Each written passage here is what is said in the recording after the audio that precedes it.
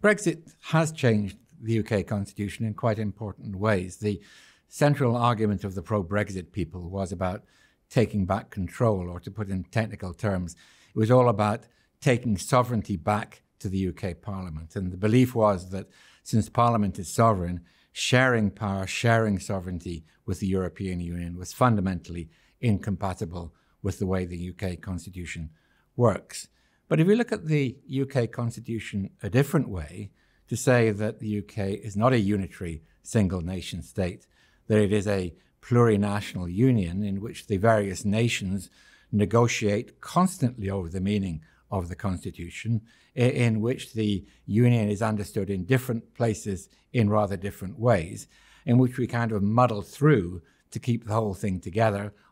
trying to find common ground, then that is exactly the way that the European Union works. And that is why being within the European Union actually fed into the argument about how the United Kingdom works. There was a broad framework of rules and regulation, and within that a great deal of flexibility, a great deal of asymmetry, and a great deal of leeway about differentiation.